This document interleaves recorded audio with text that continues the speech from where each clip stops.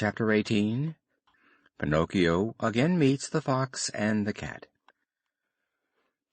The Fairy allowed the puppet to cry for a good half-hour over his nose, which could no longer pass through the door of the room.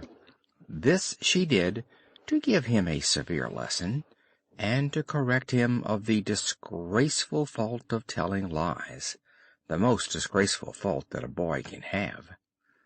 But when she saw him quite disfigured and his eyes swollen out of his head from weeping, she felt full of compassion for him. She therefore beat her hands together, and at that signal 1,000 large birds, called woodpeckers, flew in at the window. They immediately perched on Pinocchio's nose and began to peck at it with such zeal that in a few minutes his enormous and ridiculous nose was reduced to its usual dimensions. "What a good fairy you are!" said the puppet, drying his eyes. "And how much I love you!" "I love you also," answered the fairy, "and if you will remain with me, you shall be my little brother, and I will be your good little sister." "I would remain willingly if it were not for my poor papa." "I have thought of everything.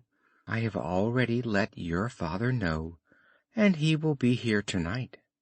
"Really?" shouted Pinocchio, jumping for joy. "Then, little fairy, if you consent, I should like to go and meet him. I am so anxious to give a kiss to that poor old man, who has suffered so much on my account that I am counting the minutes." "Go then, but be careful not to lose yourself. Take the road through the wood, and I am sure you will meet him." Pinocchio set out, and as soon as he was in the wood, he began to run like a kid.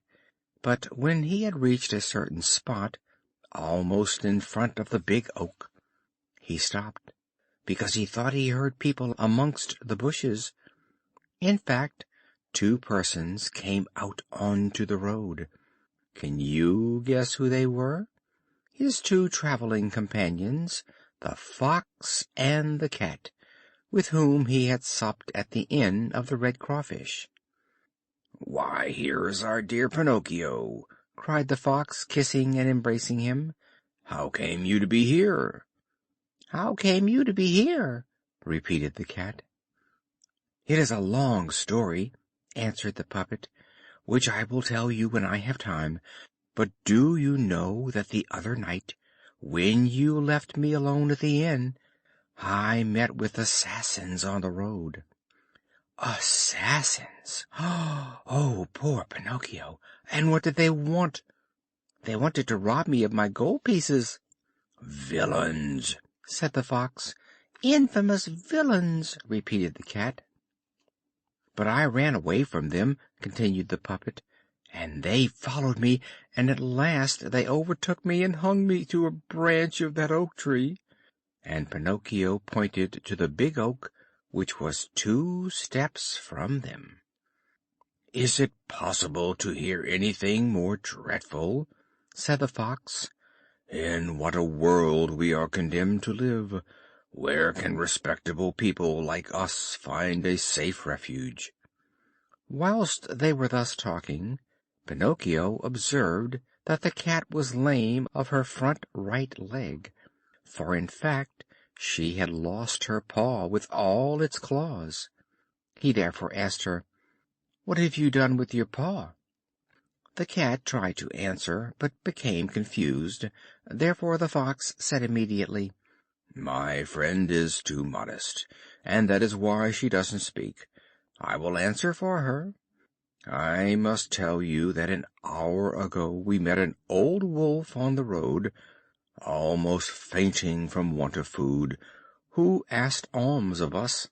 Not having so much as a fishbone to give him, what did my friend, who has really the heart of a Caesar, do?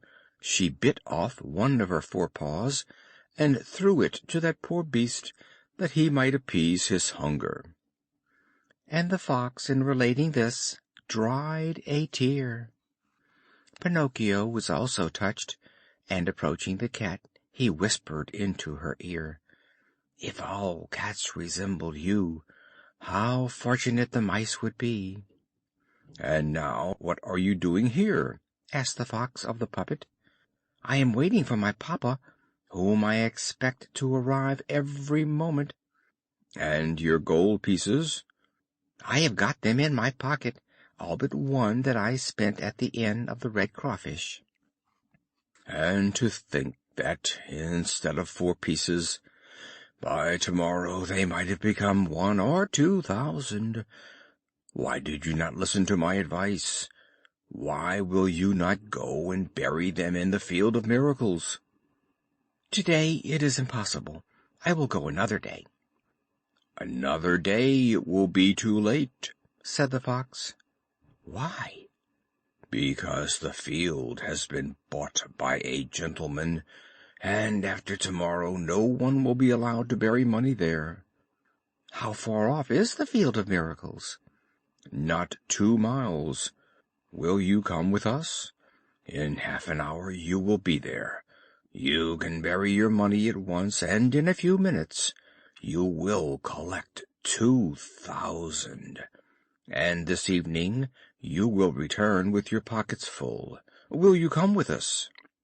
Pinocchio thought of the good fairy, old Geppetto, and the warnings of the talking cricket, and he hesitated a little before answering. He ended, however, by doing as all boys do who have not a grain of sense and who have no heart. He ended by giving his head a little shake and saying to the Fox and the Cat, "Let us go. I will come with you." And they went. After having walked half the day, they reached a town that was called Trap for Blockheads. As soon as Pinocchio entered this town, he saw that the streets were crowded with dogs who were yawning from hunger, shorn sheep trembling with cold, cocks without combs begging for a grain of Indian corn, large butterflies that could no longer fly because they had sold their beautiful colored wings, peacocks which had no tails and were ashamed to be seen, and pheasants that went scratching about in a subdued fashion, mourning for their brilliant gold and silver feathers gone forever.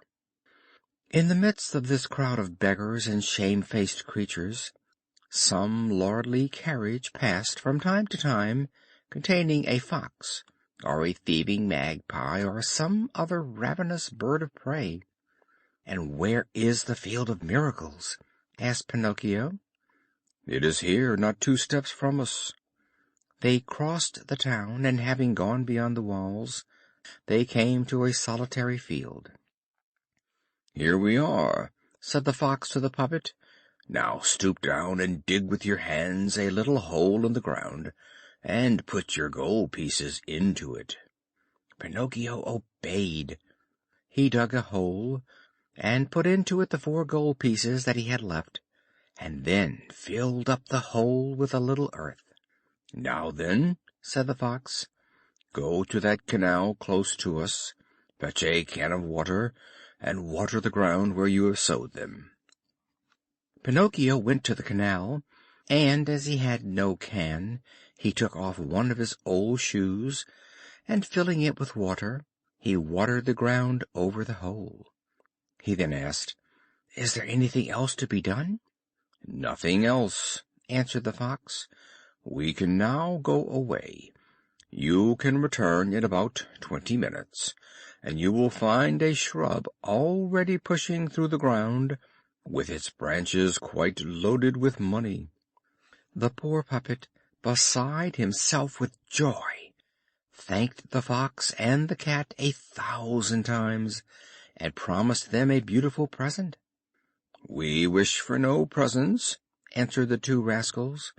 "It is enough for us to have taught you the way to enrich yourself without undergoing hard work, and we are as happy as people out for a holiday." Thus saying, they took leave of Pinocchio, and, wishing him a good harvest, went about their business. End of chapter 18.